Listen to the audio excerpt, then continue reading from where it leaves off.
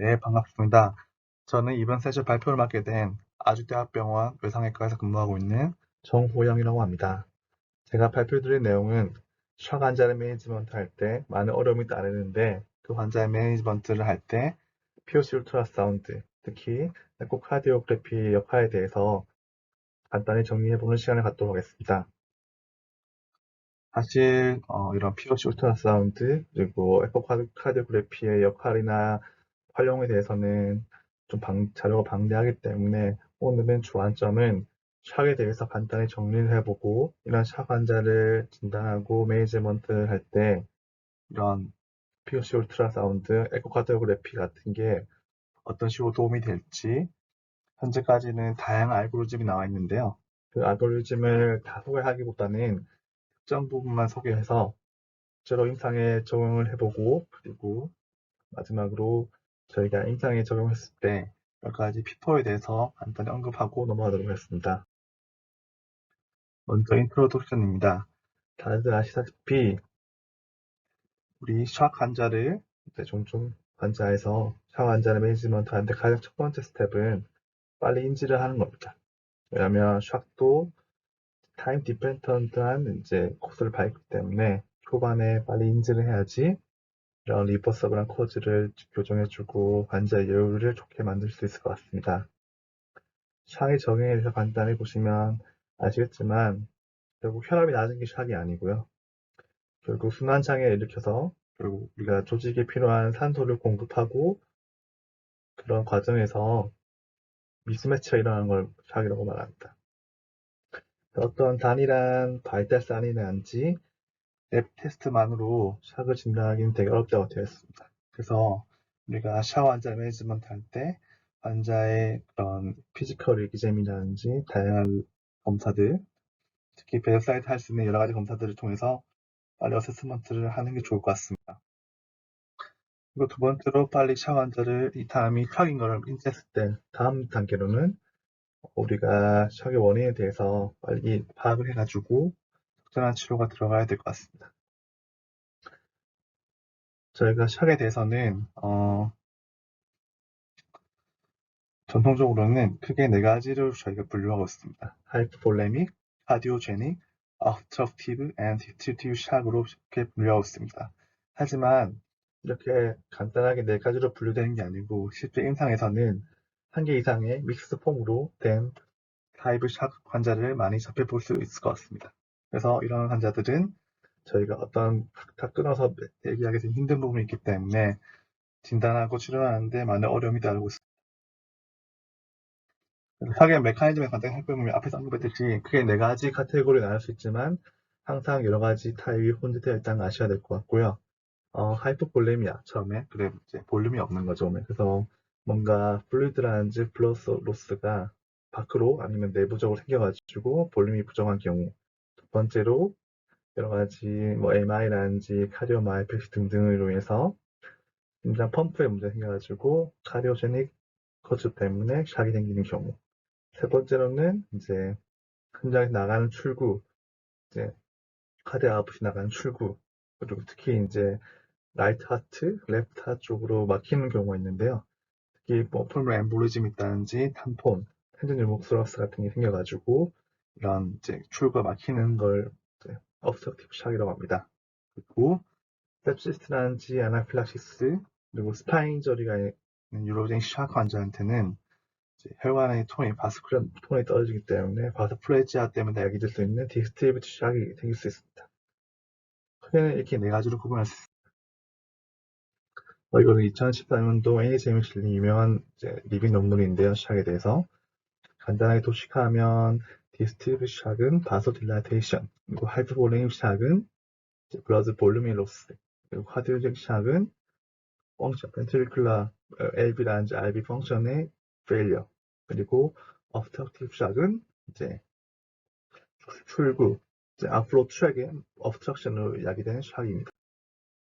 그래서 우리가 차 환자를 매니지먼트 할 때 피지컬 통해서 여러 가지 사인을 봐가지고 인지를 할 수 있고요. 그리고 다양한 인베이시브, 넌 인베이시브 테크닉을 통해 가지고 차 환자 진단하고 매니지먼트 한 도움을 받을 수 있습니다. 보시면 알겠지만 에코카디오그래피 역할이 여기서 이제 대두되고 있는데요. 뒤에서 간단하게 각각의 샥에 대해서 어떻게 이제 초음파를 봤을 때 표현될 수 있는지 살펴보도록 하겠습니다. 그리고 각각의 샥에 대해서 간단히 좀 더 자세히 보면 하이퍼볼레믹 샥은 네, 다양해 그리고 급속도로 플루이드로 생길 수 있고요. 결국은 로우 카디오 아웃풋이 돼서 문제가 될 수 있습니다. 크게 나누면 헤모리지, 넌 헤모리지 커즈로 나눌 수가 있는데요. 헤모리지 커즈는 트라우마 그리고 술 때문에 수술적으로 생길 수 있고 아니면 GI 블리딩 같은 걸로 또 생길 수 있습니다. 반면에 넌 헤모리직 샥인 경우는 환자가 토를 많이 한다든지 흡산을 많이 해서 GI 트랙에서 로스가 생긴다든지 아니면 서트 웨이스팅 그리고 SIADH 같은 이제 유린이 터져가지고 생길 수 있는 이날 시스템 문제 그리고 번 때문에 번이 있으면 우리가 인세스 롭스가 피부 쪽으로 많이 생길 수 있기 때문에 이것 때문에 하이퍼볼레믹 샥이 빠질 수도 되었습니다. 뒤에 선거받지만 번은 배서부터 톤도 떨어질 수 있는 버터플래식 그리고 디스트리뷰 샥도 야기할 수도 되었습니다. 그리고 카디오제닉 샥은 결국 이제 펑션에 문제가 생겨가지고 2차적으로 그래도 카드 아웃풋이 떨어지면서 생길 수 있는 샥입니다. 그래서 진행되는 카디오 마이패시 그리고 급속적인 이제 밸브라 디지즈, 인더카디악 션트, 부정 아리드미아 그리고 MI 같은 것 때문에 하트 펑션이 떨어져 생길 수 있다고 되어 있습니다. 다음으로는 카디 아웃플로 트랙을 메카니컬하게 막아서 생길 수 있는 샥이 obstructive 샥인데요. 아이브 사이드를 보시면 풀모니 엠볼리즘, 풀모니 하이퍼텐전 등이 있겠고요. 에이브 사이드, 에이브 필링을 막는 걸 보시면 탐포네이드, 텐전전 모스왁스, 컨스트릭티브 페이카이티스 등이 이런 obstructive 샥을 야기한다고 되어 있습니다. 네, 마지막으로 디스트리뷰 샥을 보시면 대부분 이제 시비안 페리페랄 바소딜라테이션 때문에 2차적으로 야기할 수 있는데요. 셉시스라든지 아나필락시스, 드랍토키스틴, 번, 리브 페일리어, 그리고 스파인 인저리 같은 뉴로데이 인저리 같은 걸로 이제 2차적으로 야기할 수도 되었습니다. 그래서 이 그림은 중세 시계 때 이제 그림인데요. 보시면 알겠지만 가운데 쓰러져 있는 환자 보이시죠? 사람이 이 환자 보시면 되게 창백해 있고 쓰러져 있습니다. 그래서 샥을 인장에 되게 중요하다고 말씀드렸죠. 그래서 샥을 인지하는 방법은 뭐 우리가 피지컬 통해서는 크게 이제 뭐 혈압을 잰다든지 아니면 이제 우리가 인체에는 세 가지 윈도우가 있다고 되어 있는데요. 이제 멘탈 그리고 피부 그리고 키드니 유린 아웃풋이 있다고 되어 있습니다. 그래서 샥이 있으면 세레블라 하이퍼퍼퓨션이 생길 수 있어가지고 멘탈이 처지게 되고 심하면 시저까지 갈 수 있게 되어 있고요. 그다음에 피부 쪽에 그러니까 사실은 이제 이런 코어 서큘레이션 유지하기 위해서 이런 그 피부 쪽의 서큘레이션은 이제 샤샤기 때는 대부분 바서 컨스트릭션이 되기 때문에 머틀 스킬링 아니면 클래미 스킨을 볼 수가 있습니다. 그리고 당연히 유닛 아웃풋이 줄어서 문제가 될 수 있습니다. 이런 크게 세 가지 브레인, 스킨, 키드니를 통해서 이 환자 상태를 봐가지고 샥을 빨리 인지할 수 있고요. 그리고 최근에는 이제 락테이트 이런 이제 아까 언급했던 이제 메타볼릭 디어레인지먼트를 해낼 수 있는 락테이트 레벨을 또 높아지면 샥이라고 볼 수 있습니다. 이거는 이제 저희가 신체 검사한 이제 혈액 검사를 통해서 할 수 있고요. 오늘 제가 언급한 거는 이제 이런 POC 울트라사운드, 에코카디오그래피 통해 가지고 환자 샥을 진단하고 원인을 그리고 치료를 들어가는데 좀 도움을 줄 수 있는 그런 알고리즘과 방식을 살펴보도록 하겠습니다. POC 울트라사운드는 최근에는 우리가 이제 20세기 청진기라고 말을 많이 하는데요. 청진기가 사라지고 사실 울트라사운드가 점점 이제 팬시하게 핸드헬드 포터블리티가 증가되기 때문에 가볍게 만들어지고 해서 우리가 회진 돌 때 환자 옆에서 볼 때 이제 청진기 대신해서 바로 볼 수 있는 그런 것까지 발전이 되었습니다.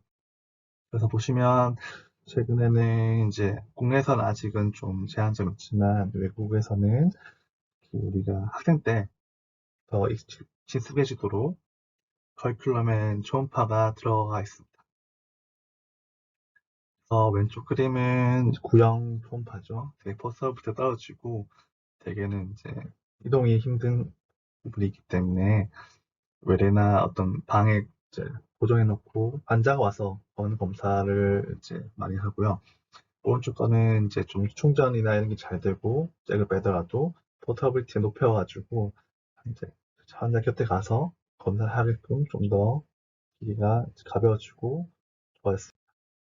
그리고 더 나아가서는 이런 핸드헬드 퓨어스 울트라 사운드가 최근에 많이 개발돼가지고 여러 회사마다 시판되고 실제로 우리가 이제 임상 현장에 많이 쓰고 있고 특히 이제 프리하스피탈이라든지 재난 현장이라든지 여러 군데서 이제 이런 초음파 역할들을 많이 이제 대두하고 있습니다. 그러면 국내에서 팔세리온 해가지고 가천 길병원 이제 베이스 이제 에서 만든 초음파인데요. 이런 이제 그 와이어리스 초음파도 나와가지고 이제 이런 타블릿이라든지 폰에 연결해서 사용할 수 있도록 되고요. 왼쪽 거는 이제 뒤에 최근에 나온 이제 브리트캔 에어인데요. 이것도 폰에 앱을 깔아가지고 바로 사용할 수 있게 되어 있고, 오른쪽은 버터플라이 IQ라 해가지고 되게 싼 가격에 프로브를 이제 일반적으로 저희가 G 거나 V 스캔 같은 좀 생각보다 이제 가격대 나가기 때문에 개인이 소장하기에는 좀 한계가 있는데, 버터플라이 IQ는 생각보다 가격이 저렴해서 개인이 청기처럼 들고 다닐 수 있게 판매가 되고 있는데 아직 국내에는 들어오지 않았습니다. 그래서 이제 샥은 우리가 빨리 인지하고 거기에 따라서 원인 감별이 되게 중요한데요.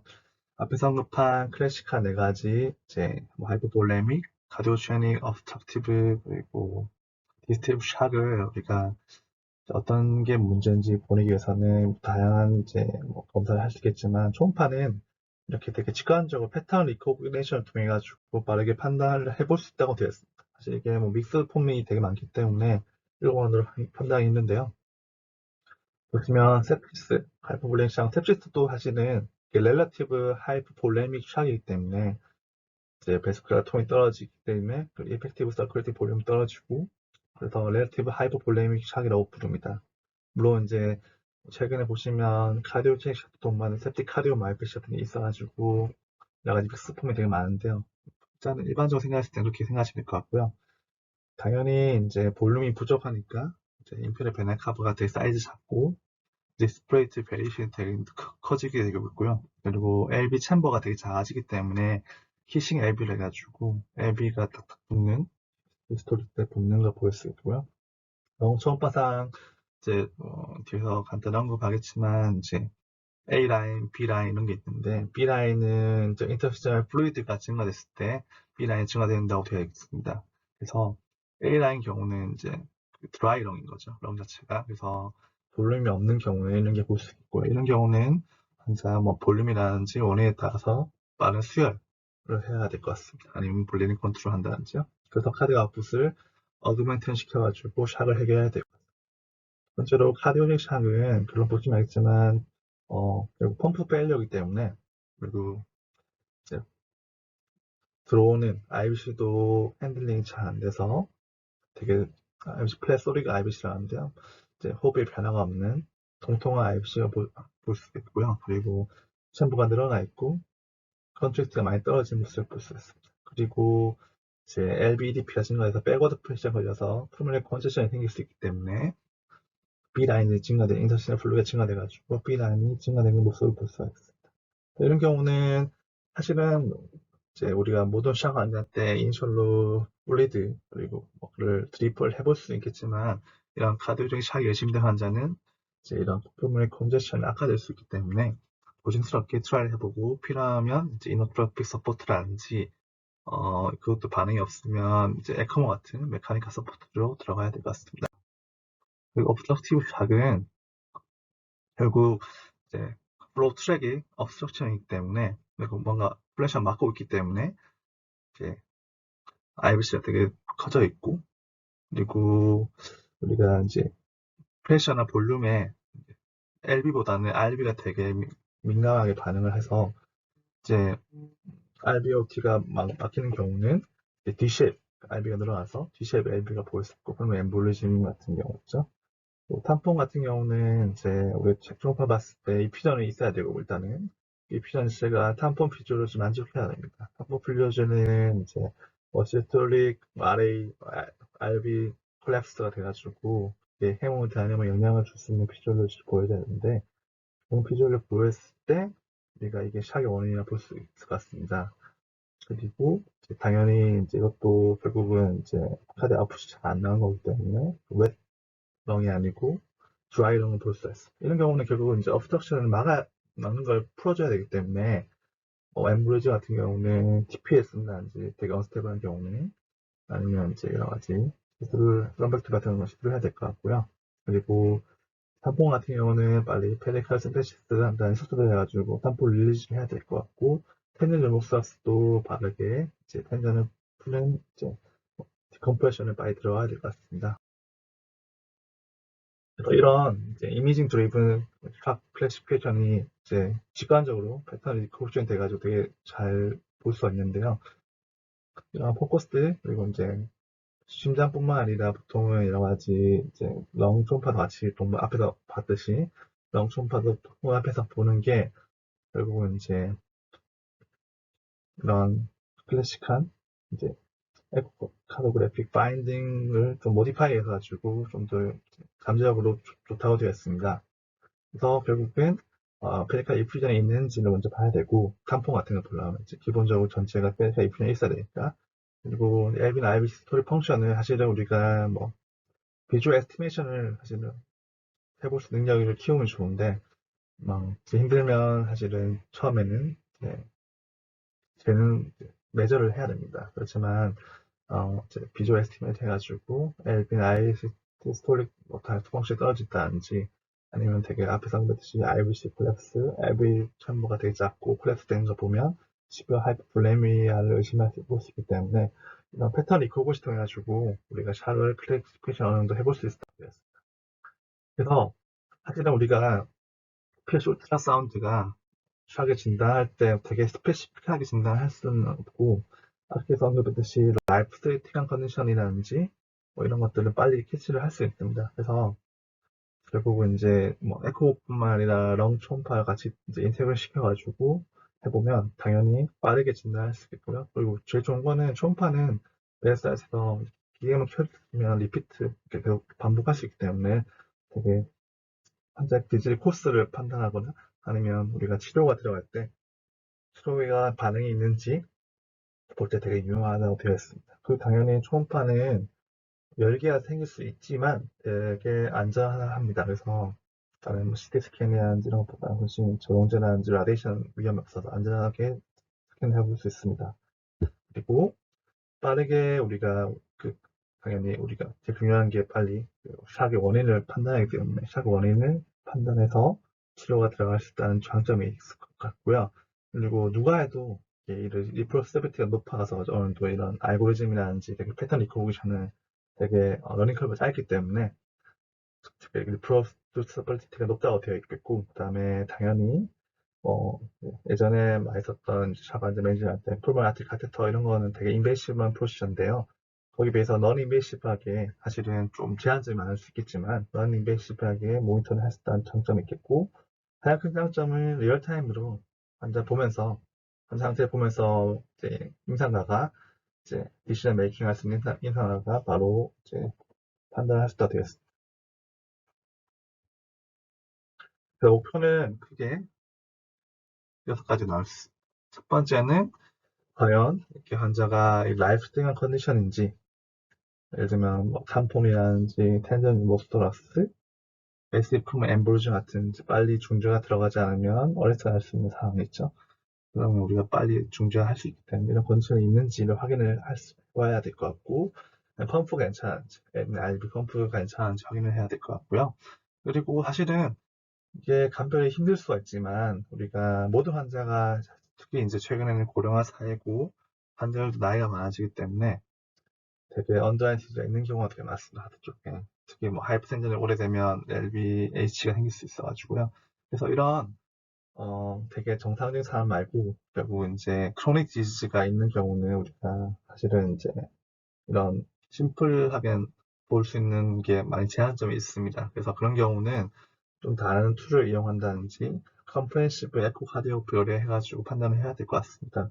그래서 이런 경우는 뭐 LV 챔버가 늘어났다든지 당연히 이제 오랫동안 이제 프레셔 받아서 생길 수 있는 하이퍼트로피, LV나 RV가 늘어나 두꺼워져 있는 경우는 이 급성인 게 아니고 크로닉한 병변이 있다는 거기 때문에 좀 더 우리가 환자의 패턴 리코그니션 할 때 주의를 해야 될 것 같습니다. 그리고 하이포볼레믹 환자한테 사실 우리가 제일 고민된 부분이 플루이드 언제까지 줘야 되는지. 뭐 셉시스 가이드라인에서는 뭐 초기에 뭐 또는 30 주라고 되어 있긴 하지만 그거는 이제 일반적이 있고 그것도 제한점이 문제가 많아서 결국은 이제 플루이드가 많이 들어가게 되면 결국은 인터스티셜로 다 빠져가지고 나중에 이제 팔찌 플루이드 밸런스가 이제 환자 아웃컴을 안 좋게 만든다는 보고가 많기 때문에 플루이드는 필요한 만큼 주는 게 좋습니다. 그래서 이 환자가 뭐 플루이드가 얼마큼 필요한지 결국은 이제 플루이드 주면 결국 혈압이 오는 게 아니고 카디아가 부진화 돼가지고 펄프전을 좋게 만들어줘야 됩니다. 그래서 그게 가능한지 플루이드 리스판시브니스를 보는 데 에코라는 초음파가 도움될 수 있다고 되어 있고요. 그다음에 사실은 이제 우리 앞에서 어떻게 보겠지만 뭐 어느즘 럽처라든지 아니면 플라이 퓨전 아니면 DBT 스크린 같은 게 이런 업도미널 렁 베스플레이 exam이 도움이 될지 환자한테 그리고 SBR 같은 게 보는 게 사실은 이제 우리가 결국 이제 그샥 매니지먼트가 제일 중요한 게 어, 하트의 로딩 컨디션을 잘 봐야 되는데요. 프리로드, 애프터로드, 컨트랙트 이런 거 잘 봐야 되는데 결국은 이제 바스부터 톤이 괜찮은지 떨어져 있는지를 결국은 이런 여러 가지 타항률로 초음파 통해서 유추해 볼 수 있습니다. 이런 걸 다 알아내는 게 기본적인 목표입니다. 네, 그래서 이런 각각의 세부적인 것도 중요하지만 결국은 이제 이런 알고리즘을 만들어서 이런 이제 패턴 리코고션 등등을 통해 가지고 환자를 진단하고 치료 방향까지 가는데 무리 없이 이런 스텝 바이 스텝 알고리즘을 채택해서 진료에 임상에 응용하는 게 가장 중요한 것 같습니다. 현재까지는 뭐 유명한 러시 그전 같은 다양한 골 다이어트 알고리즘이 다양한 그룹에서 발레드 시키려고 이제 여러 가지 연구를 하고 있고요. 뭐 베이터 같은 거 앞에서 뒤에 언급했던 그런 이제 알고리즘은 다양한 이제 복잡하고 중환 이제 치료 진단할 때 많이 도움을 주는 것 같습니다. 그래서 이런 알고리즘 통해서 우리가 진료하게 되면 누가 해도 비슷하게 환자를 볼 수 있는 리포두서블리드 그리고 이제 시스테믹하게 환자를 바꿀 수 있기 때문에 빠른 진단과 치료를 할 수 있다고 되어 있고요. 근데 그렇지만 모든 알고리즘이 결국은 기본 근조는 비슷한데요. 카디아 펑션을 보고 IBC 다이내믹스를 보고 플루럴 어브노멀티를 확인하고 목광내랑 베시큘라를 이제 평가해가지고 여러 가지 진단에 들어가는 것 같습니다. 보시면 이제 2015년도에 저널 울트라사운드 메디신에 나온 이제 논문의 표인데요. 보시면 좀 다양한 그좀 10개 넘는 알고리즘이 있습니다. 그 유명한 게 뭐 Force, Fate, Fear 뭐 이런 것들이 있는데 러시가 잘 유명하게 한데요. 뭔가 심플리파이 된 것들은 좀 이제 우리가 익히는데 좋을 수 있지만 여러 가지 제한점이 있을 수 있고 너무 복잡한 거는 도플러까지 하게 되면 이제 초심자 하기에는 좀 힘들 수 있으니까 사실은 이제 오늘 언급한 거는 되게 간단한 이제 알고리즘을 먼저 살펴보고 뒤에서는 좀 더 추가해서 이제 한번 언급을 해보도록 하겠습니다. 그래서 각각의 알고리즘에서 이제 채택하고 있는 뭐 카디악, IVC, 패스티기잼, 에오타, 뭐 렁 쪽에 등등등 DBT까지 모르는 그런 프로토콜이 있는데요. 한번 좀 보시면 될 것 같습니다. 그리고 저희 세시 응급중환자 영상학회에서 서치9이라고 해서 흉부수 초음파 심화 과정이 있는데요. 사실 이거는 이제 샥 환자뿐만 아니라 뭐 그전 디스미아라는 체스트 페인 샥 환자를 진단하고 할 때 이제 제가 프로토콜화 시켜서 저희가 오프라인 교육을 하고 있습니다. 그래서 지금 코로나 때문에 이제 이런 오프라인 교육이 거의 없어져가지고 최근에는 이제 교육이 없었는데 이제 앞으로 이제 오프라인 교육 생기면 이제 들어보시면 많이 도움이 될 것 같습니다. 알고리즘을 선택하는데요. 뭐 되게 유명한 거 몇 가지는 보시면 페이트, 뭐 포커스 어세스먼트, 트랜스포머시 에코카드그래피, 그리고 러쉬 되게 유명하죠. 레피드 울트라사운드 샷, 그리고 필, 패스트가 있는데 필이랑 패스트는 필은 이제 CPR 우리 카디오 푸물 리서스테이션 때 하는 그런 알고리즘이고 패스트는 뭐 다들 아시다시피 트라우마 환자 디시전 메이킹 할 때 쓰는 툴이기 때문에 이 두 가지 논의를 하고 앞에서 두 가지 프로토콜 알고리즘을 간단히 살펴보도록 부터 하겠습니다. 페이트는 앞에서 언급했듯이 포커스 어세스드 트랜스퍼시 에코파델브레피 약자이고요. 이 프로토콜, 이 알고리즘은 하트, RBC, 프라이 어세스먼트를 이제 종합해서 이제 웹사이트에서 평가하게 만들었습니다. 그래서 목표는 탐폰이라든지 니모스락스, 메시 프로모 엠보이저 같은 라이프 스웨인 컨디션을 빨리 배제시키고 환자의 볼륨 스트레스 평가에서 볼륨을 줄지 말지 평가하고 벤트리큘러 펑션과 그리고 프라이 퓨전의 여부 같은 것들 평가해서 진단과 치료에 도움을 주는 그런 프로토콜입니다. 그래서 크게 이제 이런 하트랑 프루라를 평가하는데요.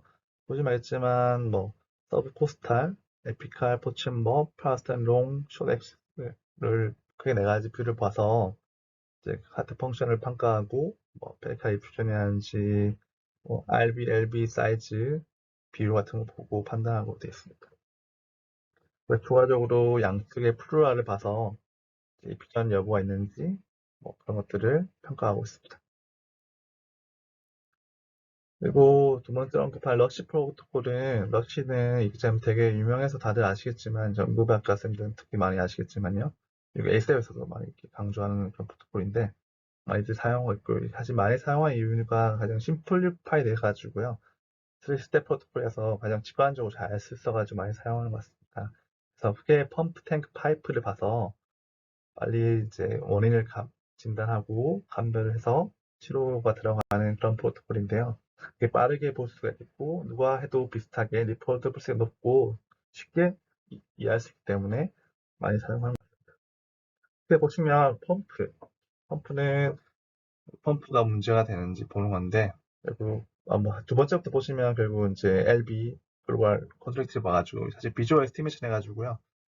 정상인지 떨어지는지 아니면 되게 하이버트 아니면 정도 판단하고 사이즈가 커져 있는지 작은지 봐서 볼륨 스테이트라든지 컨트랙티를 판단할 수 있겠고 그리고 페리카디아 스택을 평가해가지고 페리카디 퓨전이 있는지 첫 번째 또 두 번째로는 이게 탐포는 피조를 야기하는지를 봐야 될 것 같습니다. 그리고 RB, LB 사이즈 정상적으로는 LB가 LB보다 크기 때문에 이게 LB가 포체머 뷰 같은 거 보거나 아니면 파스타나 쇼덱시를 보면 LB가 좀 도미넌트하게 되어 있지만 뭔가 RB 쪽에 프레셔나 볼륨 오버로드가 생기면 이제 RB가 커집니다. RB는 좀 더 그러기 민감하기 때문에 그래서 결국 나중에 RB가 LB 눌리는 Dshape 같은 것도 이제 파스타나 쇼덱시에서 볼 수가 있는데요.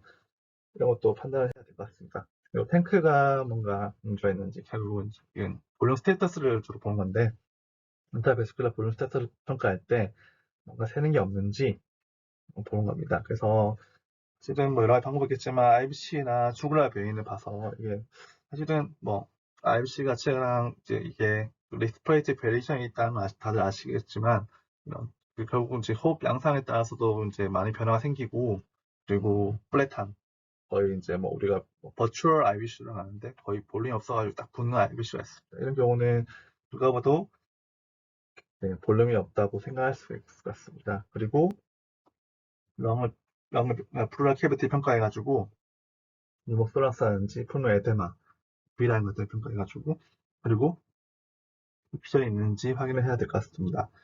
사실은 패스트는 트라우마 때 사용하는 그런 용어이긴 한데요. 뭐 자세히 뭐 그냥 포커스드 뭐 업도미널 써놓겠죠. 그래서 이제 복강 내에 플루이드가 있는지 확인을 하고 사실은 저 외상 환자라든지 셔 환자는 이제 플루이드 자체가 이제 피인 경우가 되게 많기 때문에 또 헤모페이토늄이 가능성이 높죠. 그래서 그런 경우는 빨리 수술을 해야 되기 때문에 검사하는 게 중요한 것 같습니다. 트라우마 환자 같은 경우는 당연히 뭔가 그쪽에 피가 새는 게 토소 트라우마가 있다는 거고 넌 트라우마 환자 같은 경우는 배 안에 피가 고였으면 뭐 이제 예를 들면 이제 간암 환자는 FCC 럽처라든지 아니면 없으면 에어타 럽처, 트리플 A 럽처 같은 그런 무시무시한 이제 그런 원인이 생길 수 있기 때문에 잘 봐야 될 것 같습니다. 그리고 파이프 같은 경우는 결국 이제 에어타 아니면 이제 베인 걸 보는데요. 첫 번째 먼저 에어타를 먼저 보는데 그리고 뭐 직관적으로 봤을 때 다이색 플레이 보인다든지 그리고 대부분 이제 문제가 있는 에어타는 커져 있습니다. 그래서 작진 않고 그래서 다이색 플레이 보인다든지 아니면 이제 그런 많이 늘어난 5cm 이상 늘어난 그 에어타라든지 아니면 그 사이에 이제 뭔가 피가 새는 럽처, 임팩 럽처 같은 게 보이면 아니 안에 스럼프가 있다든지 이런 거 보이면 빠르게 수술을 해야 되고 우리가 진짜 얼렁하게 봐야 됩니다. 그래서 결국은 이제 먼저 포커스는 아트리아 쪽 사이드를 먼저 봐가지고요. 또다시 어떠면 에어타를 먼저 평가하고 그리고 나중에 이제 DVT 스크린 같은 건 피모랄과 파미탈 베인을 봐서 스럼프 사이즈인지 있는지 확인을 해야 될 것 같습니다. 이것이 기점을 간단하게 보시면 이렇게 첫 번째로 심장 그리고 이제 복강 내에 플루이드가 있는지 보고 에어타 스크린하고 렁도 보고 있습니다. 그래서 결국은 이제 이런 여러 가지 알고리즘을 더해서 이제 패턴 리코그니션이 중요한데요. 그래서 결국은 패턴 리코그니션 더하면 좀 더 피플로 추식해가지고 좀 더 효율적으로 이기점 했을 때 되겠고 잘못 놓치는 경우가 적다고 되어 있습니다.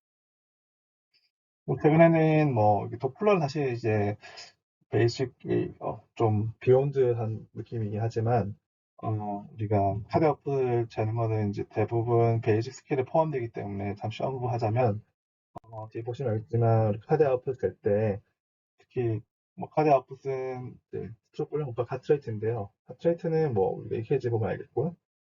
스트로크 볼륨을 해야 됩니다. 그래서 스트로크 볼륨 구하려면 결국 이쪽 평면에 지나가는 그런 이제 블러드를 봐야 되기 때문에 공식이 있습니다. 그래서 에어리어에서 이게 VTR을 결국 이제 에코 카드그래피 해가지고 그 VTR을 구해서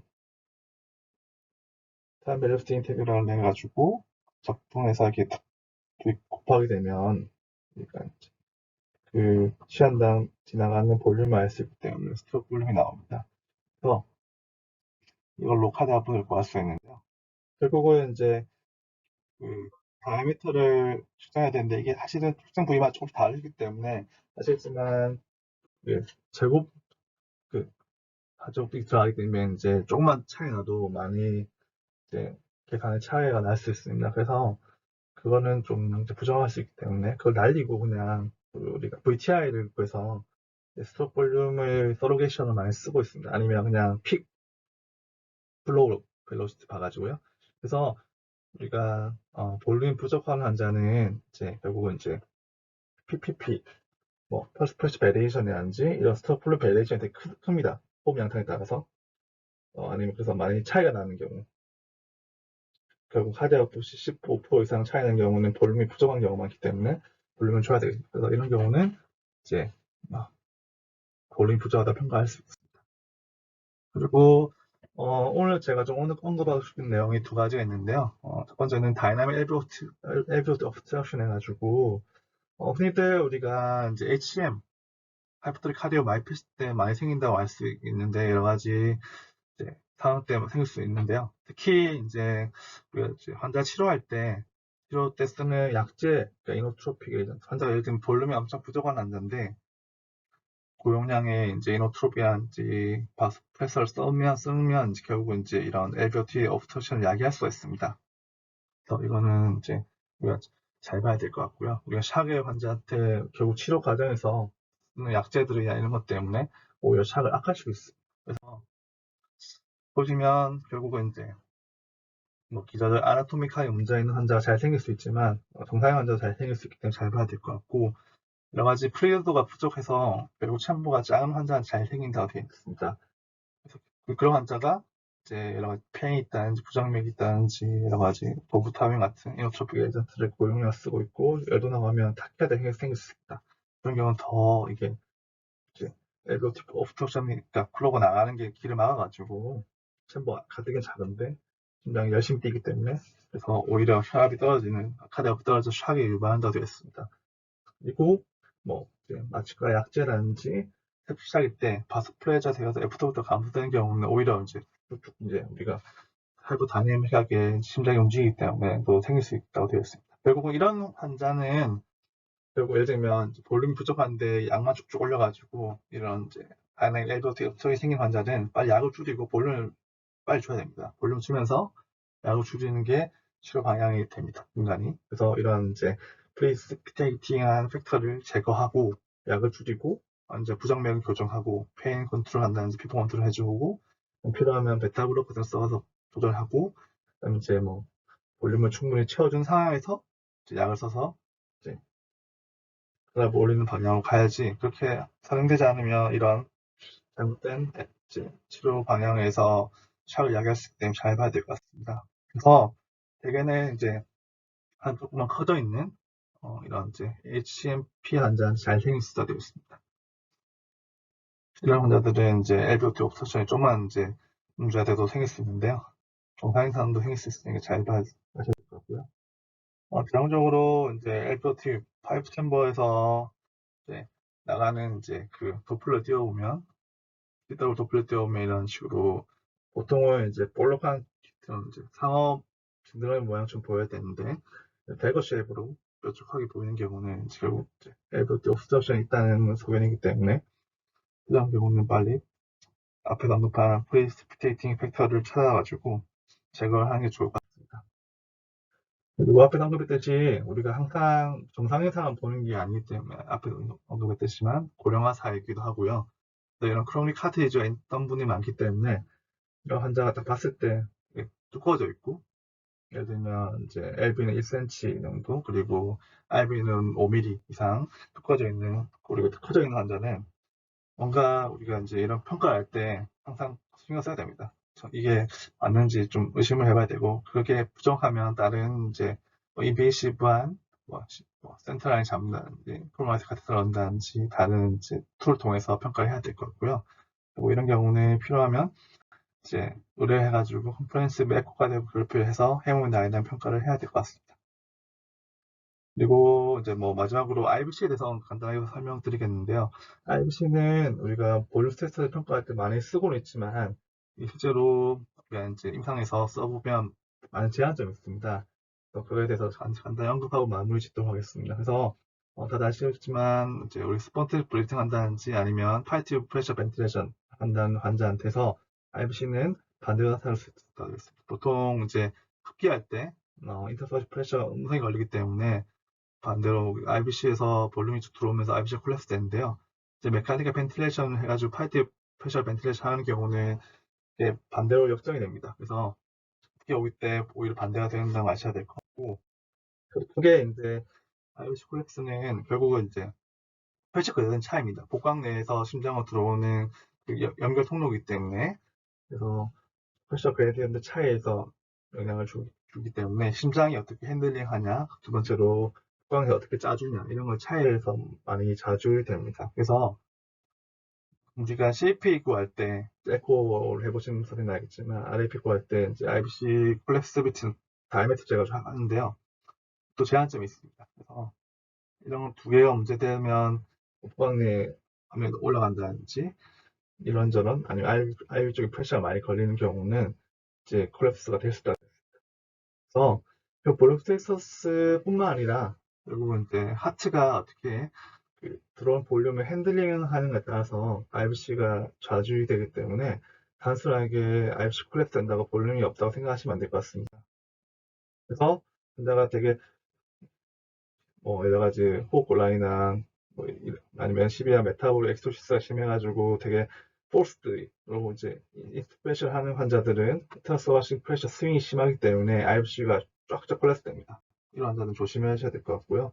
그리고 이제 업더멀 프레셔 높은 환자도 이런 문제가 생길 수 있고 버스트하게 그리고 이제 LC라는 sepsis AI라든지 그리고 뭐 엔티 같은 이제 베노딜레틱턴 쓰는 경우는 또 반대로 베스가 통이 떨어지기 때문에 차이가 더 생길 수 있다고 되어 있습니다. 반대로 뭐 아스마 COPD 환자가 이제 뭐 예를 들면 오토피비 걸렸다든지 메카니컬 벤틸레이션을 해서 PB 하이 PB인 경우는 또 그것도 프레셔 그레이트가 생길 수 있어가지고 이제 펄스로 볼륨이 문제가 아니더라도 IBC 콜레스테롤이 생길 수 있기 때문에 이런 환자들을 우리가 평가할 때 조심해야 합니다. 계속 강조하고 있지만 샥은 클래식하게 이제 하이퍼볼레믹, 업스트럭티브, 그리고 카디오제닉 디스트럭티브 샥 이렇게 네 가지로 딱 끊어서 볼 수 있는 경우는 많이 드물고요. 임상에서는 여러 가지가 혼재되는 경우가 많기 때문에 진단에 어려움이 있는 것 같습니다.